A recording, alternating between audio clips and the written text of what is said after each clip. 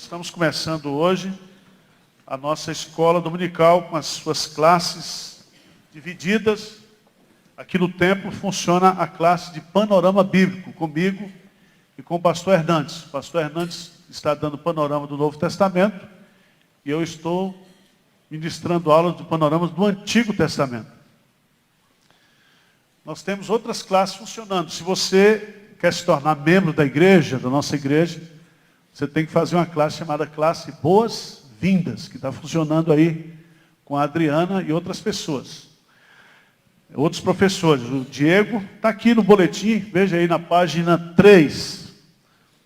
Tem Adultos 1, Panorama Bíblico, Adultos 2, uma exposição de Eclesiastes.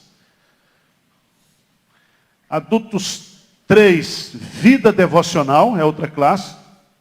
É uma classe que trabalha essa questão básica do seu relacionamento pessoal com Deus. Você vai aprender a fazer vida devocional. Depois tem a classe Boas-Vindas. Outra opção que você tem, né? Classe de casais. Então você vai aprender a brigar como casal crente, né? Você vai aprender a fazer tudo como crente. Vai ter lá o papel da mulher, o papel do homem, né? Você vai aprender a ser submissa, a ser obediente ao seu marido, fazer tudo que o seu marido quer. Você vai ser nessa classe. Vai voltar como era antes. Tempo bom.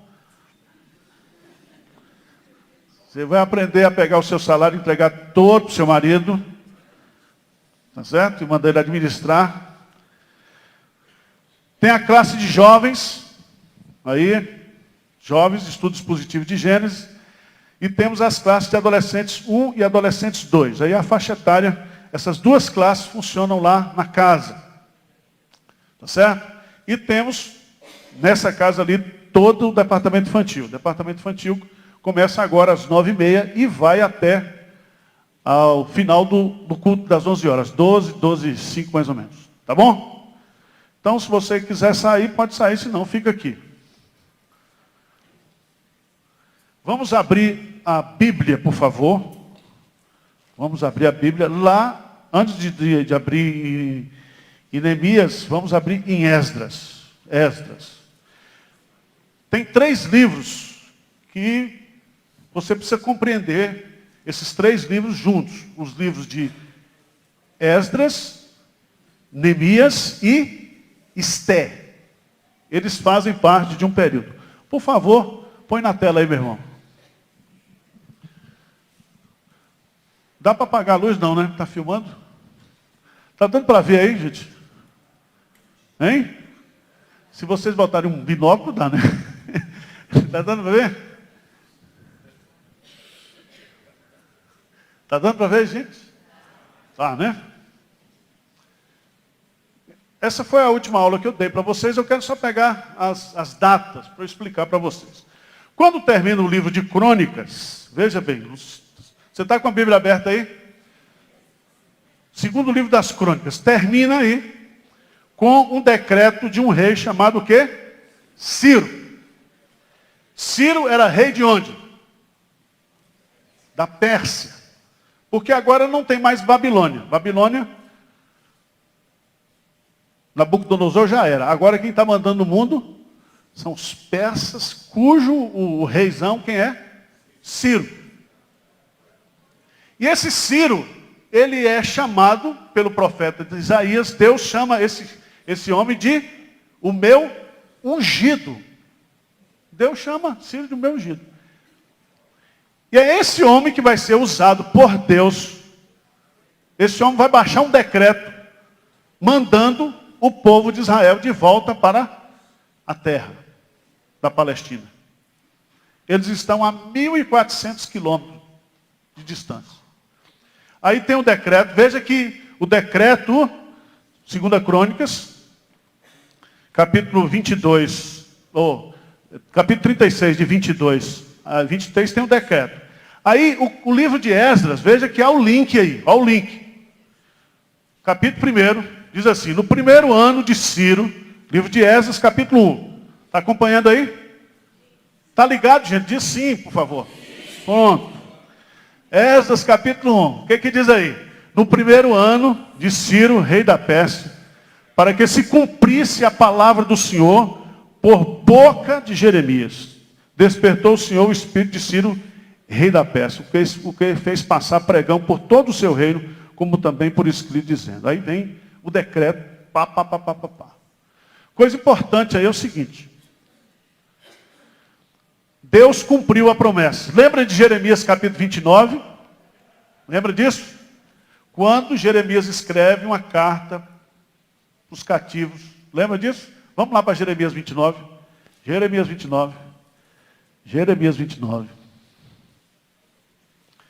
A turma estava dizendo, não, esse negócio aí, tinha uns falsos profetas dizendo lá, não vai ser esse tempo todo, não, vai ser esse tempo todo. Jeremias 29, 10. Jeremias 29, 10. O que diz? Assim diz o Senhor, logo que se cumprirem para a Babilônia 70 anos, atentarei para vós outros e cumprirei para convosco a minha boa palavra, tornando a trazer-vos para este lugar. 70 anos. 70 anos. Passa adiante isso aí, por favor. Passa adiante. Pronto. Então vamos fazer a cronologia.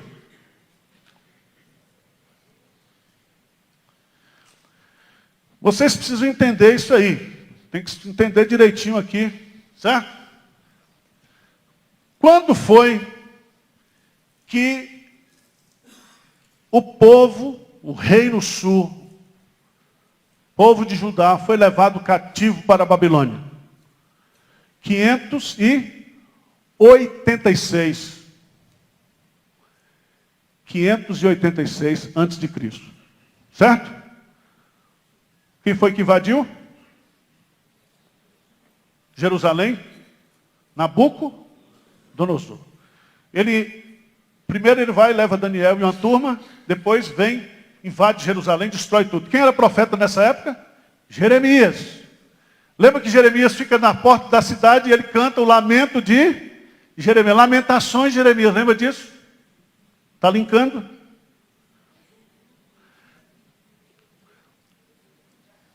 Agora, Ciro baixa um decreto. Vem a primeira leva, está ali, Esdras, capítulo 1, versículo 6. Primeiro retorno, quem é que vem? Quem são os dois líderes? Zorobabel e Josua. Está lembrado? Nós explicamos aqui. Primeiro retorno. Esse primeiro retorno está aqui no livro de Esdras. No livro de Esdras, do capítulo 1 até o capítulo 6. Como é que termina o capítulo 6? Veja lá, Esdras, capítulo 6. Termina com a dedicação do templo. Quem foi que profetizou nesse período de Esdras e nesse período de Zorobabel e Josua? Quem foram os dois profetas? Hein? Ageu e Zacarias.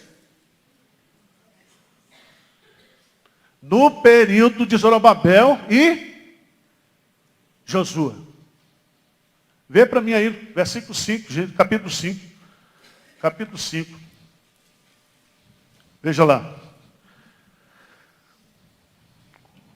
Capítulo 5 de Esdras. Ora, vamos ler juntos?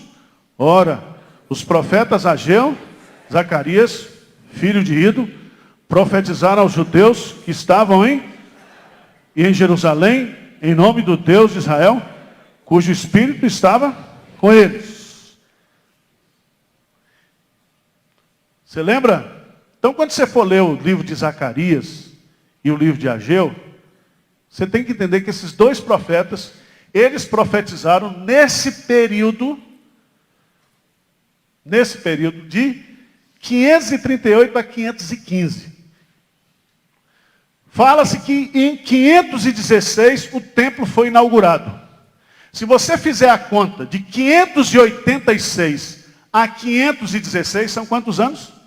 70. Deus cumpriu a sua palavra. O povo voltou para o templo, inaugurou o templo em 70 anos. 70 anos. Agora você tem que entender o seguinte, quando você chega aqui, no capítulo 6, aqui houve uma interrupção, você lembra disso? Os caras, naquele tempo a turma já botava documento. Então, o cara colocou um documento aí no capítulo 5, né? Coloca um documento para a obra. Você lembra que aí Ageu fica zangado, porque a turma aí foi cuidar da sua casa. Aí o profeta Ageu vai com aquela profecia, a turma obedece. E aí retoma a obra. A obra ficou 11 anos parada. Aí inaugura o templo. Quando inaugura, uns fazem festa e os velhos o quê? Choram. Aí termina ali o livro de Ageu, justamente Zacarias com isso. Tá certo? Aí nós chegamos no capítulo 7. Agora, não é mais o tal do Dario. Agora aparece um tal, o quê? Artaxerxes. Artaxerxes. Mas como é que é Artaxerxes? Veja que no final do capítulo 6, versículo 14, os anciãos dos judeus iam edificando e prosperando em virtude do que profetizavam os profetas Ageu e Zacarias, filho de Ido. Edificaram a casa e terminaram o segundo mandato do Deus de Israel, segundo o decreto de Ciro, de Dario e de Artaxerxes, o quê? Rei da Pérsia. Ciro, Dario e Artaxerxes. 3 reis. 3 reis.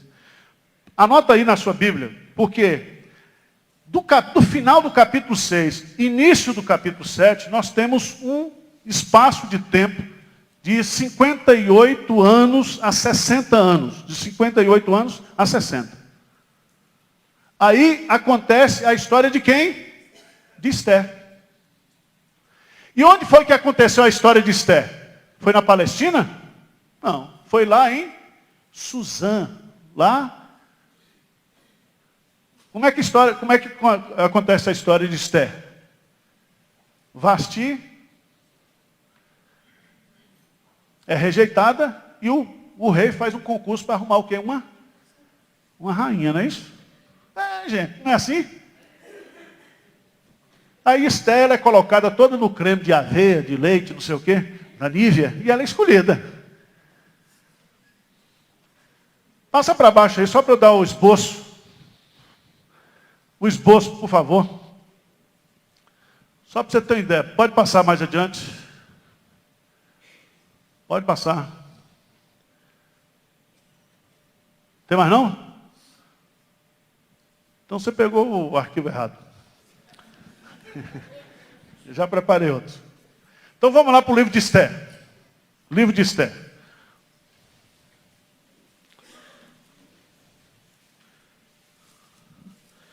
O livro de Esther são 10 capítulos, não é isso? Eu não vou fazer a exposição do livro de Esther. O livro de Esther, capítulo 1 e capítulo 2, a primeira parte do livro. Esther, ela é feita o quê? Rainha. Capítulo 1 e capítulo 2. Certo? Ela é feita rainha. Do capítulo 3, aí vai. Um tal de Amã, ele vai fazer um plano para o quê? Destruir o povo judeu. Acabar com o povo judeu. Isso aí vai até o capítulo, praticamente o capítulo 8. E o capítulo 9 e 10, o povo judeu é vitorioso. Certo? Eu queria que você grifasse na sua Bíblia o versículo-chave de Esther. Eu gosto demais desse versículo aqui. Esther.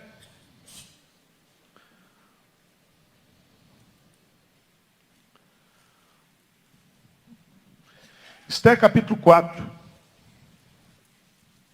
versículo 13 e versículo 14. Grife na sua Bíblia aí. Porque Deus quer usar você.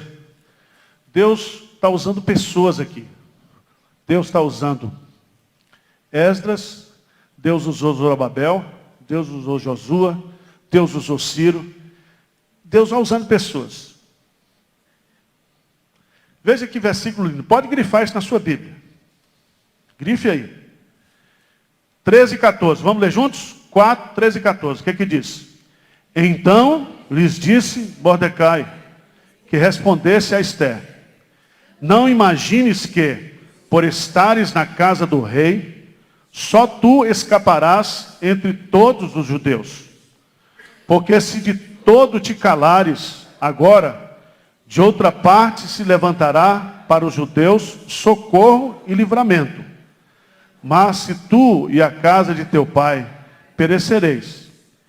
E quem sabe se para conjuntura como esta é que fostes elevada a rainha. Preste atenção. O tema do livro de Esther é a providência de Deus para proteger o seu povo. E Esther, ela foi levantada por Deus, junto com Mordecai, instrumentos de Deus para proteger o seu povo.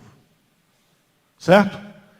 Então a história de Esther acontece lá, em Suzã. Aí no capítulo de Esdras, volta lá para Esdras.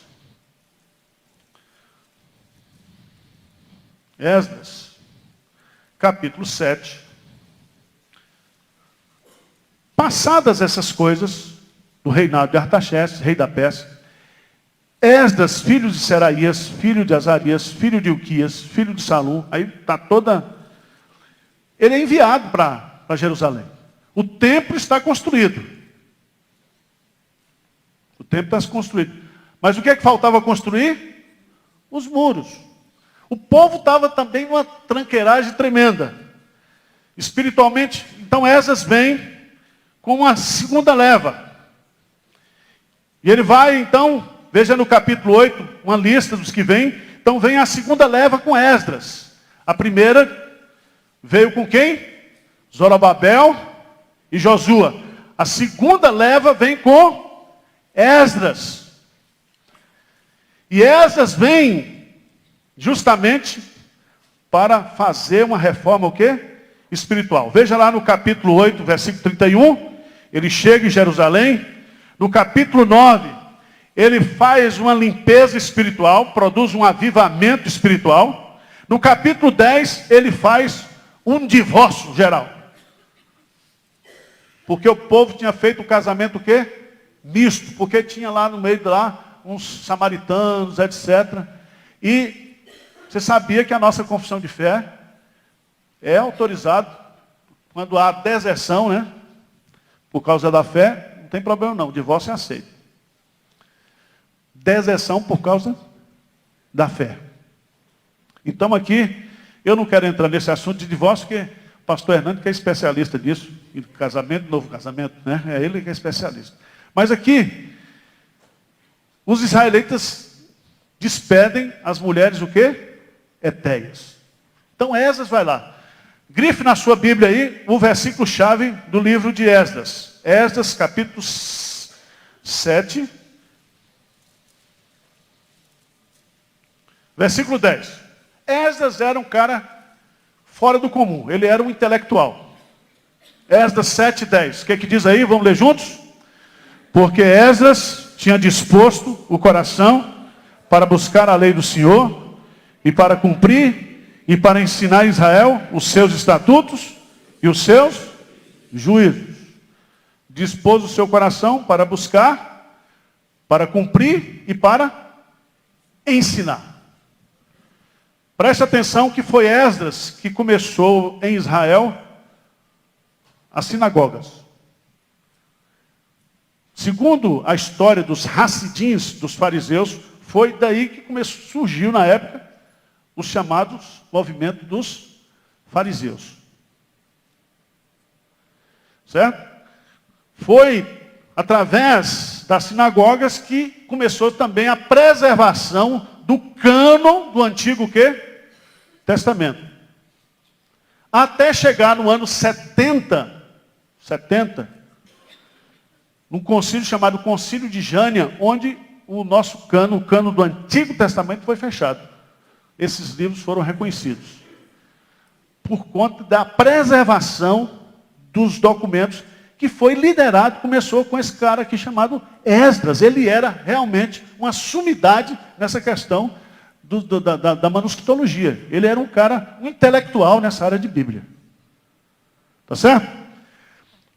Daqui, de Esdras até Neemias, fala-se aí num período de 15 a 20 anos.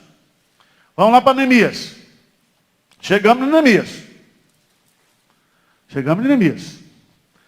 Como é que começa o livro de Neemias? As palavras de Neemias, filho de Jacalias, no mês de Quisleu, no ano 20º, estando eu na cidade de onde? Suzã. Suzã é a mesma cidade que aconteceu a história de quem? De Esther. Está tudo ligado.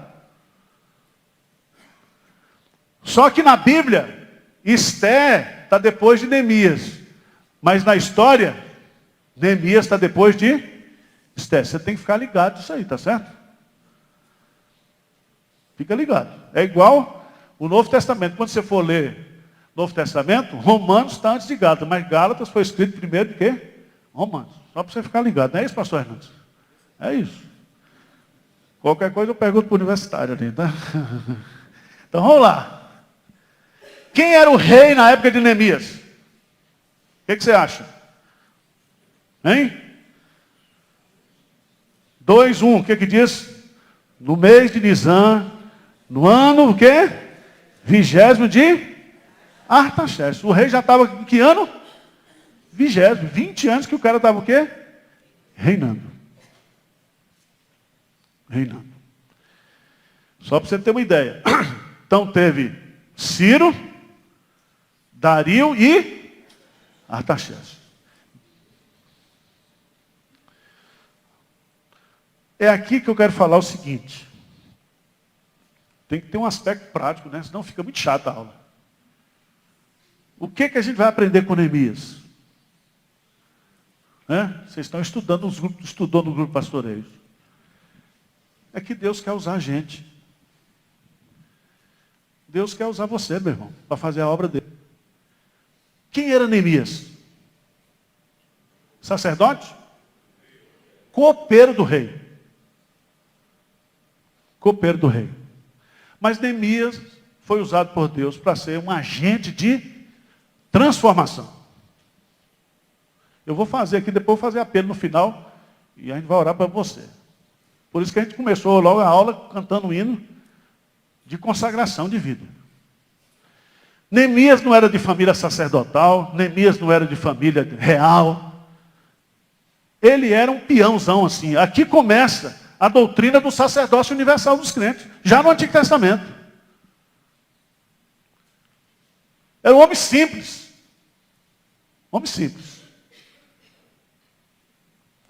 Agora, quais são as pessoas que Deus usa? Em primeiro lugar, Deus usa pessoas que se preocupam com pessoas. Esse camarada aqui foi fazer uma pergunta que, se você quiser arrumar encrenca na sua vida, pergunte. Ele foi perguntar como estavam os seus irmãos. Os seus irmãos. E aí qual foi a resposta que ele recebeu? Os restantes que não foram levados para o exílio e se acham lá na província estão em grande o quê? Miséria e desprezo. Os muros de Jerusalém estão derribados e as suas portas o quê? Queimadas. O templo está lá. Foi construído. Esdras foi lá, fez a reforma, mas a miséria continua o quê? Do mesmo jeito.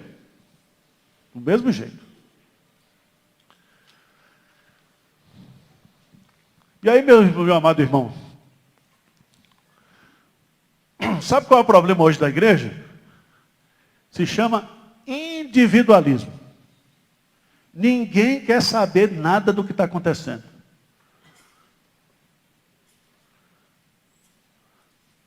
Pastor, como é que estão as contas das igrejas aí? Está pagando, pastor? Ninguém me pergunta isso.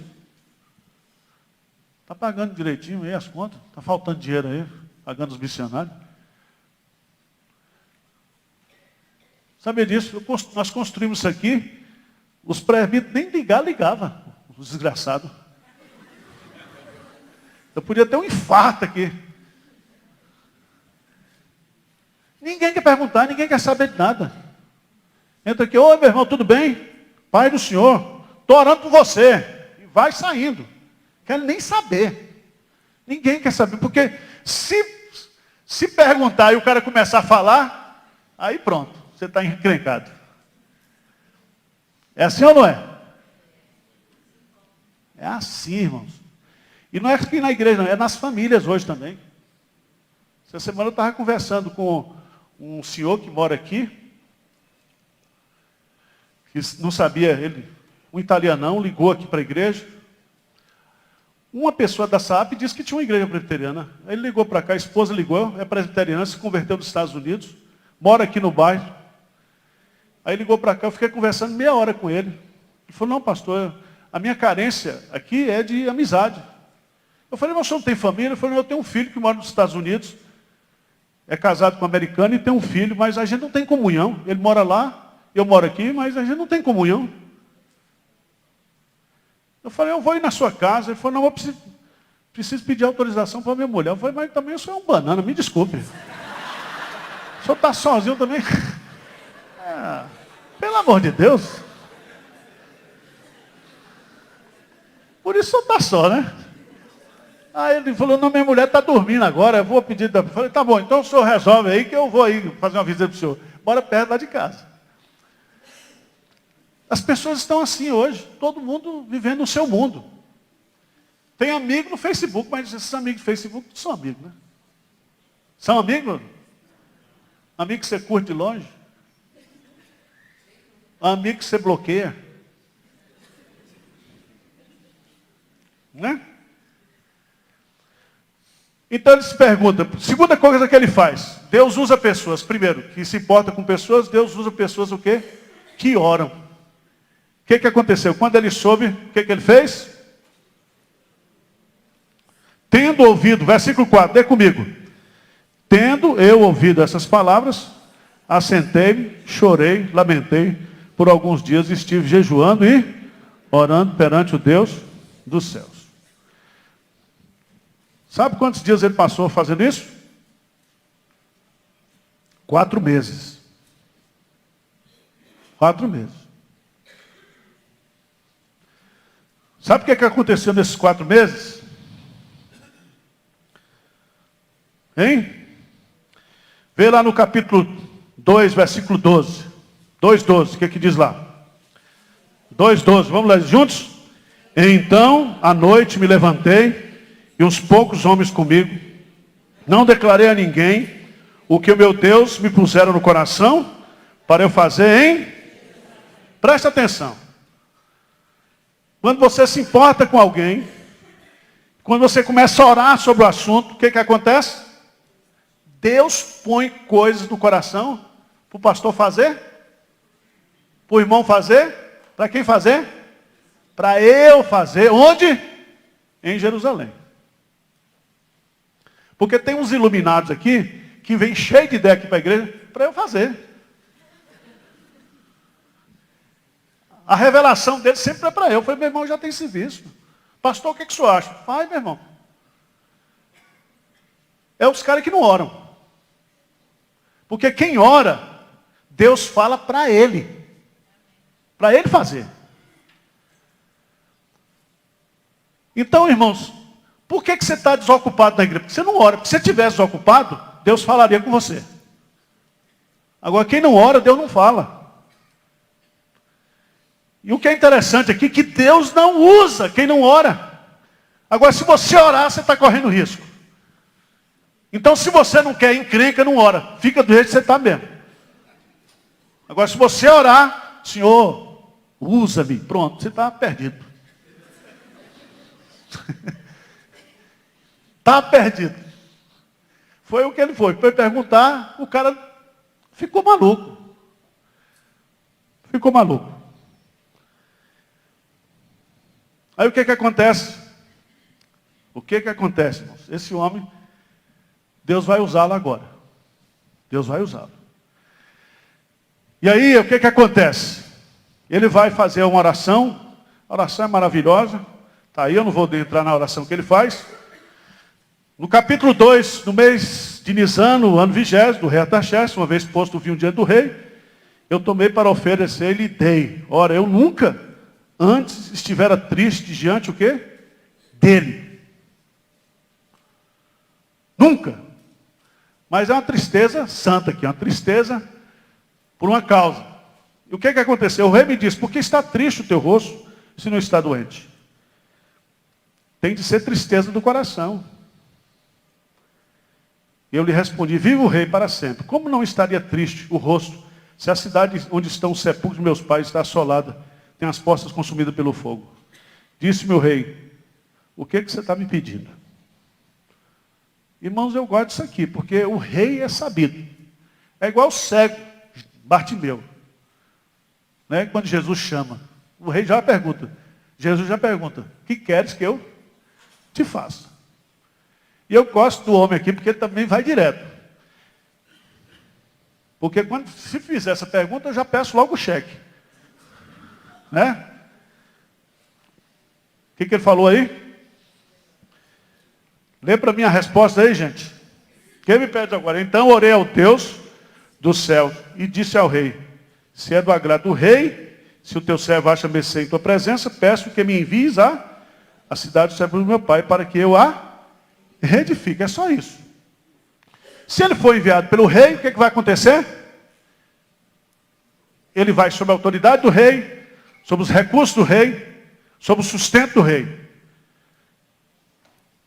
Agora eu pergunto a você, que ligação isso tem com a grande comissão?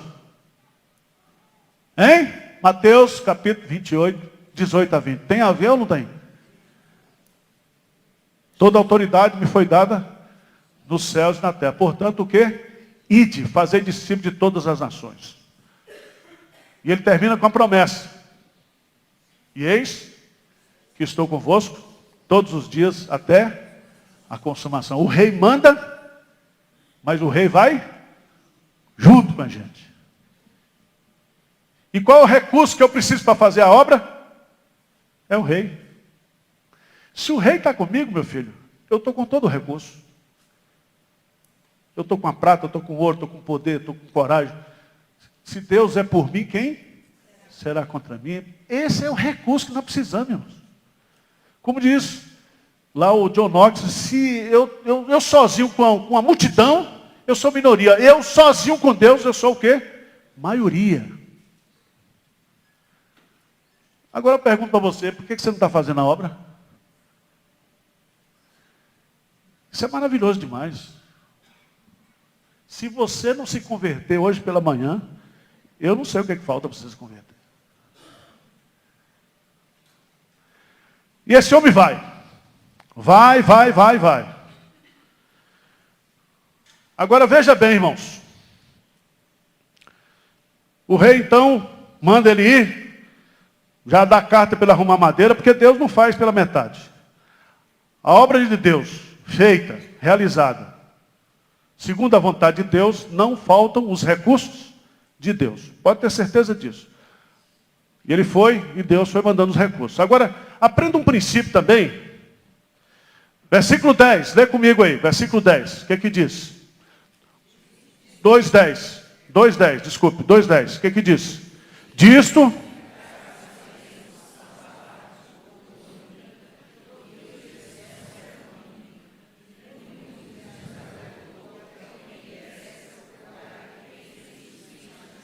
Presta atenção. A partir do momento que você resolve fazer a obra de Deus, certo? Isso vai desagradar a quem? Ao diabo. Porque o diabo não quer que alguém se importe com o bem dos outros. Porque o diabo só quer o quê? Matar, roubar e destruir. Está ligado disso aí? Então o diabo, quando fala assim, vai fazer o ministério da Cracolândia, o diabo está invadindo meu território. O que é isso? Então quando a igreja vai fazer um ministério, como o Ministério de Casais, para evangelizar famílias que estão aí com problemas, claro, está invadindo o território de Satanás. Está se importando com essas famílias, por quê? Nós estamos indo justamente no império. Presta atenção, diz assim, Colossenses, porque ele nos transportou do império das trevas. É bonito isso, né? Ele nos transportou. Deus nos transportou. Mas ele nos transportou como? Levando você lá. É você, velho. Quem são os meios? Você. Eu. É muito bonito recitar isso, Colossenses, né? Porque Deus, ele nos transportou do império das trevas para o reino do Filho do seu amor. Sim, mas quem é o instrumento que vai fazer esse transporte? Quem é, gente? Nós. Você acha que é por decreto? Vamos ficar esperando aqui que Deus vai transportar. Transporta, Deus, traz aqui. Chega um ônibus aqui, Deus transportando. É assim, gente? Os anjos jogando aqui dentro? Não é assim não, meu irmão. Deus predestina os fins, mas também os meios. Quem é o meio aqui? Neemias. Neemias. Aí, meus amados irmãos, esse tal de Sambalate. Tem Sambalate hoje? E Tobias? Misericórdia. Aí ele chega em Jerusalém, vai lá. O que eu acho bonito, irmãos, versículo 17, do capítulo 2. Eu gosto muito disso aqui. 2,17. Vamos ler juntos aí. O que é que diz aí? Então,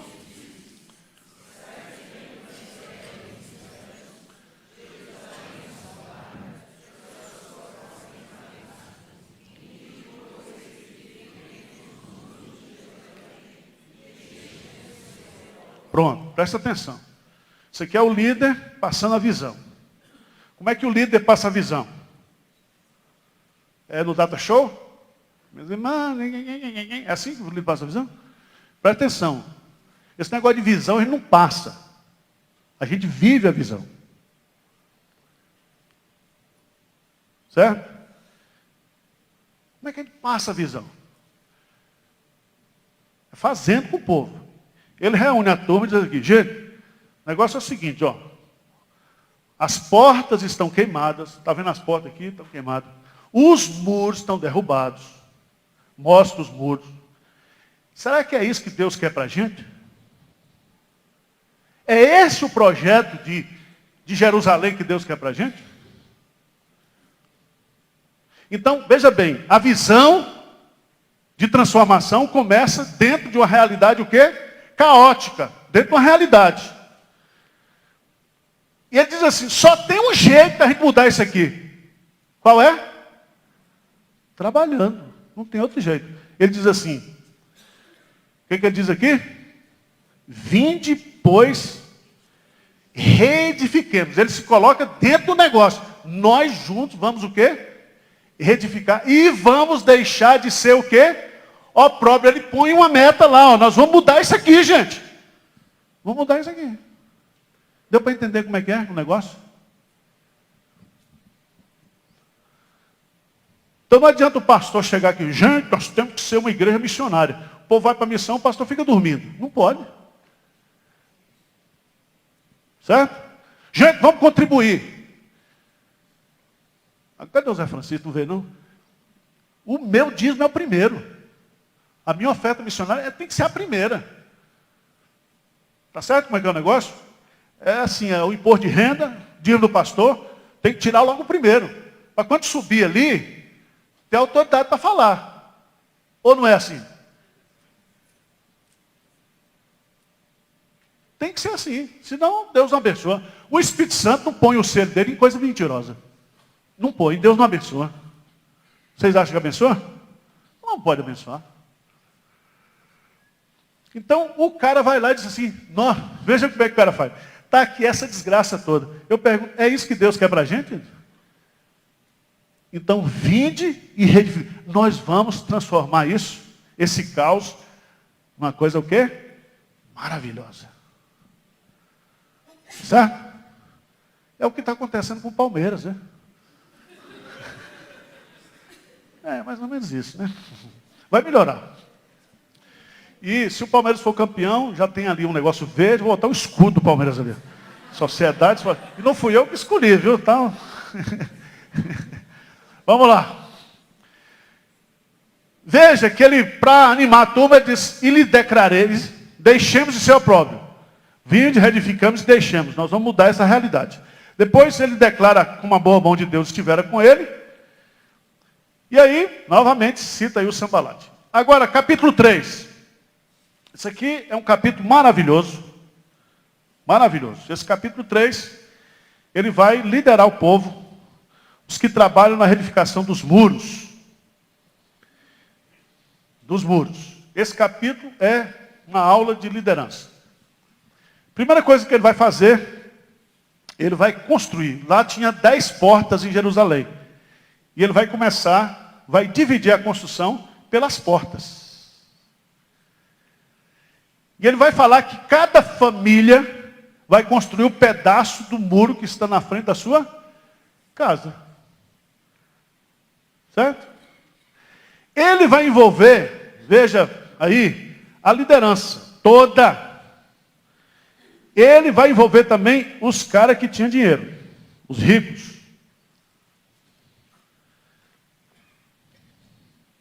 Os ricos. Veja aí na sua Bíblia, no verso 9 do capítulo 3, diz assim, junto a este trabalhou Refaías, filho de Ur, maioral da metade de Jerusalém. O cara era fraco? Não. Depois, no versículo 12, ao lado dele, reparou Salum, filho de Aloés, maioral da outra meia parte de Jerusalém. Depois, no verso 15, a porta da fonte, reparou Salum, filho de Zolé, maioral do distrito de Mispa. No verso 16, depois dele, reparou Neemias, filho de Azibuc, maioral da metade do distrito de Bet-Zur. Então ele foi pegando os caras que tinham o quê? Dinheiro, foi botando. E botou o povo, todo mundo trabalhou. Tem um caso aqui, no versículo 7, junto deles trabalharam Melatias, Gibeonita e Jadom, Meronita, homens de Gibeão e de Mispa, que pertencia ao domínio do governador de além do Eufrates. Ele trouxe até gente de fora para o quê? Para ajudar. Para ajudar. Então esse Neemias, o que ele era? Copeiro. Deus usou esse homem conseguiu mobilizar pessoas para fazer o quê? Essa obra maravilhosa. Capítulo 4. Capítulo 4. O muro está chegando na metade. Está chegando na metade. Você sabe que o muro, quando chega na metade, né, quando você está trabalhando, tá para terminar, às vezes dá uma canseira, não dá? Quando está no meio, está no meio. Veja lá, tendo Sambalate ouvido que edificavas o muro, ardeu em ira e se indignou muito e escarneceu dos judeus. Então falou na presença de seus irmãos e do exército de Samaria e disse, que fazem esses fracos judeus? Permitir-se-lhes isso? Sacrificarão, darão cabo da obra num só dia? Renascerão acaso dos montões de pó as pedras que foram queimadas? Estava com ele Tobias o Amonita e disse, ainda que edifique vindo uma raposa, derribará o seu muro de pedra. Presta atenção, o diabo tem duas estratégias, certo? Na obra de Deus. Primeiro, o diabo, ele sabe que ele não pode impedir que a obra de Deus avance. Ele pode fazer com que a obra de Deus o quê? Pare. Certo?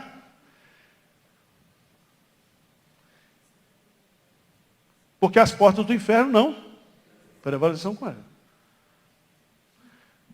Você sabe lá em Atos dos Apóstolos, capítulo 12, Herodes, ele não podia impedir o avanço da igreja, mas ele podia o quê? Maltratar a igreja. Então ele maltratou a igreja. Mas depois o anjo que soltou Pedro foi lá e matou Herodes. E a palavra de Deus crescia e prevalecia. Tá certo? O diabo pode chegar aqui na igreja e criar um estrago, está amarrado no nome de Jesus, mas ele pode. Mas, amém não, meu, tem misericórdia. O diabo pode fazer, mas não pode impedir o avanço. Ninguém detém, é obra santa. Não pode. Então o que o diabo faz? Ele usa uma estratégia, ele começa a zombar da obra que nós estamos fazendo. Essa igrejinha, esse povo pensa o quê que é? Começa a desfazer, essa obra aí, esse muro. Porque veja bem, do ponto de vista da construção civil, o que é um muro, gente? Um muro? Pensa bem. Agora, você sabe que o muro ali não era nada. O muro ali simbolizava muita coisa. Primeiro, a segurança da cidade. Mas o muro simbolizava muita coisa. Era a reconstrução da autoestima, da espiritualidade. Significava muita coisa para Israel. Certo? Mas do ponto de vista da construção civil, construir um muro não é nada. E os caras pegaram justamente nisso. Até uma raposa, se bater a cauda lá, vai derrubar o muro.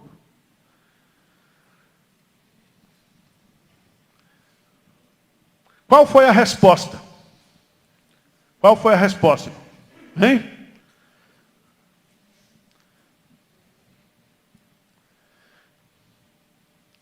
Três respostas. Primeiro, oração. Oração. Ouve, ó nosso Deus, pois estamos sendo o quê? Desprezados. Veja lá no verso 6. 4, 6. O que diz lá?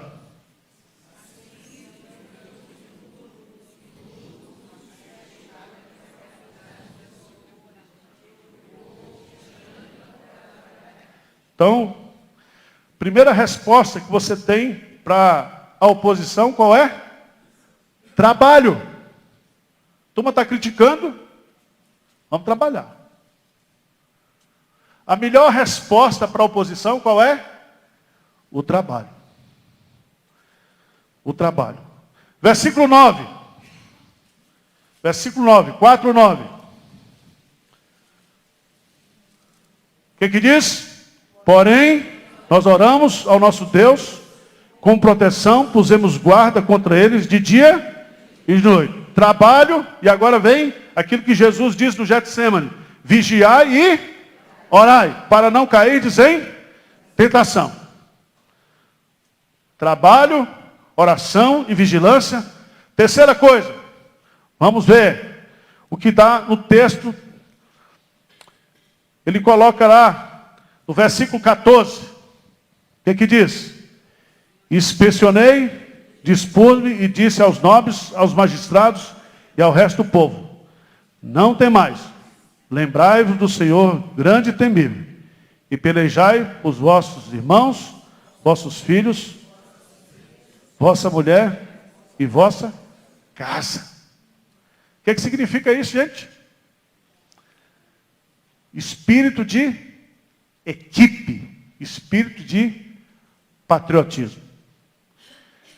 Aqui nós temos o Mackenzie que diz assim, né? O espírito mackenzista. A ideia de patriotismo. Isso une o grupo. Nós precisamos ter ânimo para trabalhar, nós precisamos ter vigilância e oração, e nós temos que ter espírito de unidade. Isso aqui, irmãos, leva a igreja adiante. Leva uma nação adiante. Leva um grupo adiante. E aí, meus amados irmãos, sabe o que aconteceu? Versículo 15. Sucedeu que ouvindo dos nossos inimigos, que já o sabíamos e que Deus tinha frustrado o desígnio deles, voltamos todos nós ao muro, cada um o quê? A sua obra. Capítulo 5, você sabe que judeu não tem jeito. Uns estavam querendo passar a perna nos outros lá. Judeu é tão sabido que eles têm um lago lá, chamado Lago de Genezaré, que eles puseram o nome de mar. Porque se precisar vender, eles vendem o lago como mar.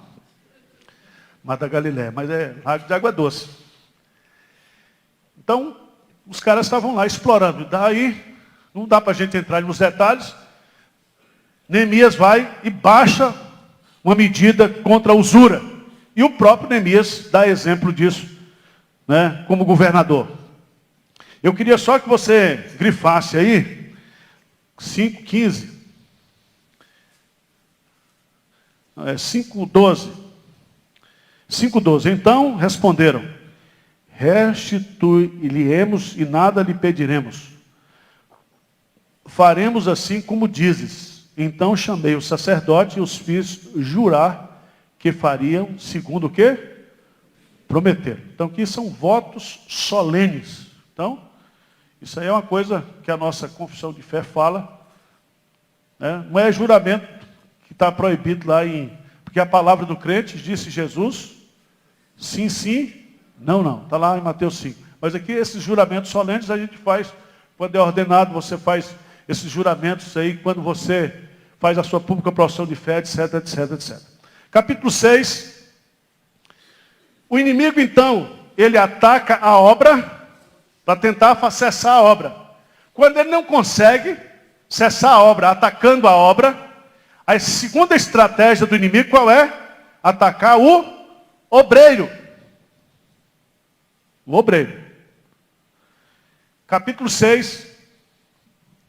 Tendo ouvido Sambalate, Tobias, Gesem, o Arábio e o resto dos nossos inimigos, que eu tinha edificado o muro, que nele já não havia brecha nenhuma, ainda que até este tempo não tinha posto as portas dos portais, mandaram dizer: vem, encontremos nas aldeias do vale de Ono, porém intentavam fazer-me o quê? Mal.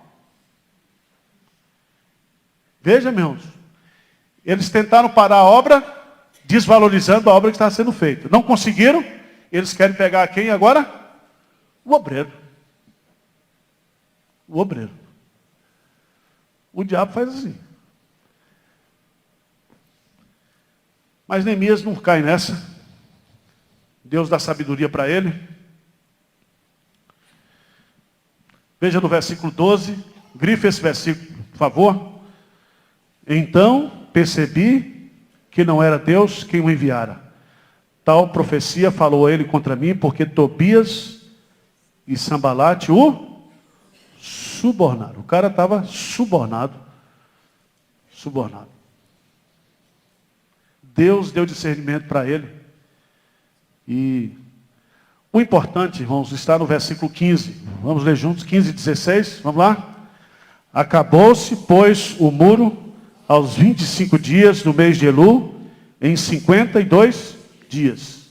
Sucedeu que, ouvindo todos os nossos inimigos, temeram todos os gentios, nossos circunvizinhos, e decaíram muito no seu próprio conceito, porque reconheceram que por intervenção de nosso Deus é que fizemos o quê?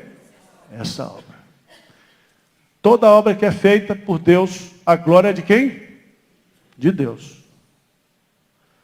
Todos reconheceram que aquela obra, uma obra simples, né? Um muro, foi feita por intervenção de Deus. Isso ficou, todo mundo ficou sabendo que aquilo foi feito por intervenção de Deus. E Deus não divide a sua glória com ninguém. Aí, irmãos, Neemias, no capítulo 7, restabelece guardas em Jerusalém, porque ele vai assentar as portas, estabelece os porteiros. Aí ele faz a relação dos que voltaram a Jerusalém. Aí no capítulo 8, entra no palco da história quem? Esdras. E aí Neemias, eu gosto de Neemias porque ele poderia ir, né? Ficar todo envaidecido. Ele cara não tem isso. Ele era agora o governador, tem lá o escriba, né? Que também foi enviado pelo rei. E ele vai usar esse homem agora para ler a Escritura. E aqui vem esse capítulo 8, irmãos, vai mostrar que todo o avivamento do povo de Deus, ele é produzido pela palavra de Deus. Palavra de Deus. Aqui, eu tenho mais 10 minutos no máximo. Não dá para fazer a exposição do capítulo, mas capítulo 8, de 1 a 8, eles leram para compreender as Escrituras. Veja no versículo 3. E leu no livro diante da praça, que está fronteira à porta das águas, desde a alva até o meio-dia, perante homens e mulheres, os que podiam o quê? Entender. E aí Esdras, que estava no púlpito de madeira, foi explicando para eles. Explicando. Até o versículo 8. Leram no livro da lei de Deus, claramente dando o quê?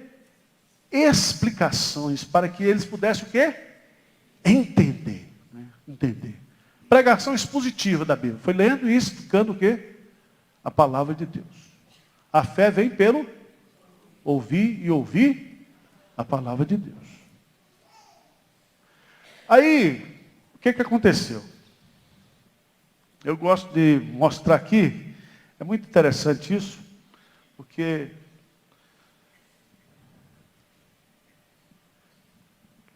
dos versos 9 e 10, essa palavra que entrou pelo entendimento, mexeu com o quê? Com as emoções.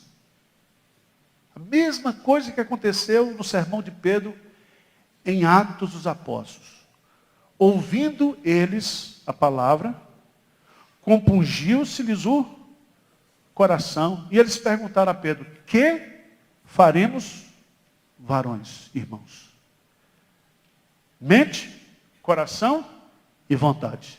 Aconteceu a mesma coisa aqui. O que aconteceu? Eles ouviram a palavra.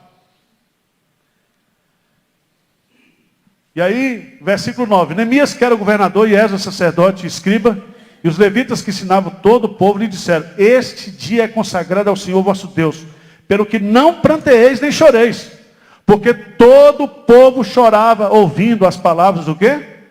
Da lei. O povo começou a entender a palavra de Deus. Deus promoveu o quê?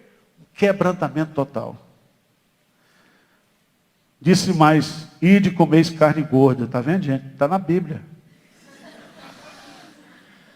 Tomai bebida doce e enviai porções aos que não têm nada preparado para si, porque esse dia é consagrado ao nosso Senhor.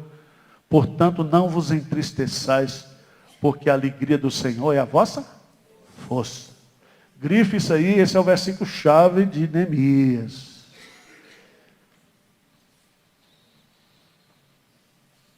Aí o versículo 11 em diante, os levitas fizeram calar todo o povo, dizendo: calai-vos, porque esse dia santo não estejais contristados. O povo foi comer, beber, etc., porque tinha entendido. E aí no versículo 13 em diante, todo mundo foi fazer o que tinha que fazer. Então eles começaram a comemorar a festa dos tabernáculos. Eles vão o quê? Colocar em prática aquilo que eles tinham o quê? Ouvido e tinha se emocionado. A palavra agora vai ser colocar em prática. Capítulo 9, arrependimento e confissão o quê? De pecados, irmãos. Capítulo 10, aliança do povo para se guardar a lei. Faz um pacto, uma aliança. Capítulo 11, relação dos que habitaram em Jerusalém. Aqui foi feito tudo nas aldeias. Capítulo 12 tem a dedicação dos muros. Você lê em casa, porque aqui foi uma festa, a turma subiu nos muros. Negócio de judeu. Subiram nos muros, tocava cantando em cima do muro. É uma festa. Aí tem a manutenção dos sacerdotes. Aí Neemias vai ter que voltar porque venceu o prazo dele, ele vai voltar lá para Suzano, e lá ele vai passar um tempo. Aí é uma discussão, se foram 10 anos, 12 anos, 13 anos, aí os comentaristas divergem disso aí. O pastor Hernando foi quanto tempo que ele passou lá? O senhor que escreveu o comentário? 12 anos. Agora, o que acontece quando o pastor sai da igreja 12 anos? Quando o gato sai, os ratos o quê? Passeiam. Você acredita que o desgraçado do Tobias foi morar dentro do templo? Botou sofá, cama, tudo dentro do templo. Não pode um negócio desse. Aí, Neemias volta. Veja no capítulo 13. Ora, antes disto, Eliasibe, sacerdote encarregado da câmara da casa do nosso Deus, se tinha aparentado com Tobias. Eliasibe deve ter casado em uma filha, um filho. O desgraçado vai, se aparenta com esse Tobias, e fizera para este uma câmara grande, onde dantes se depositavam as ofertas de manjares, o incenso, os utensílios, os dias dos cereais, o vinho, o azeite. Verso 6. Mas quando isso aconteceu, não estive em Jerusalém, porque no 30º ano de Artaxerxes, rei da Babilônia, eu fora ter com eles, mas ao cabo de certo tempo pedi licença ao rei e voltei para Jerusalém. Então soube do mal que Eliasibe fizera para beneficiar a Tobias, fazendo uma câmara nos pátios da casa de Deus. Isso muito me indignou, a tal ponto que atirei todos os móveis da casa de Tobias fora da cama. Tem que ter macho da igreja.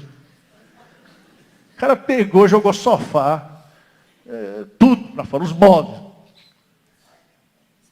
Meus irmãos, já pensou? Você chegar um dia aqui, está um cara dormindo aqui na igreja, porque é parente do Zé Francisco. O Zé Francisco botou aqui dentro, para administrador da igreja, parente dele.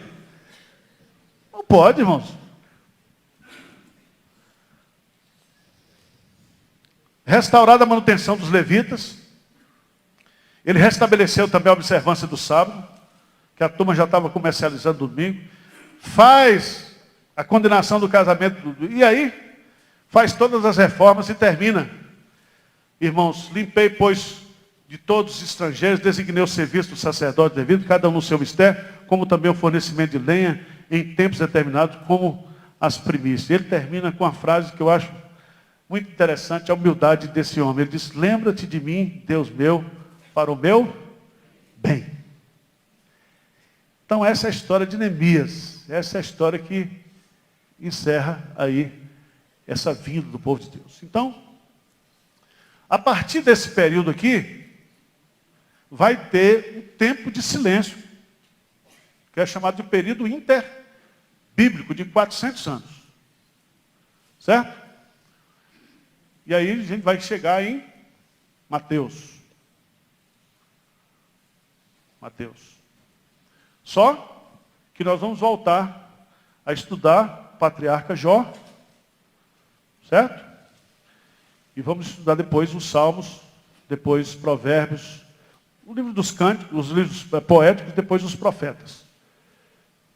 Tá bom? Alguma pergunta vocês querem fazer aqui? Alguma colocação? Deu para aprender alguma coisa, irmãos, ou não? Ou ficou mais confuso do que vocês sabiam? Deu para aprender alguma coisa? Então tá bom. Minha irmã, quem quer orar aqui das 3 aqui? Fazer uma oração de gratidão. Senhor Jesus, obrigado por esse dia maravilhoso. Obrigado pelo teu cuidado sobre as nossas vidas.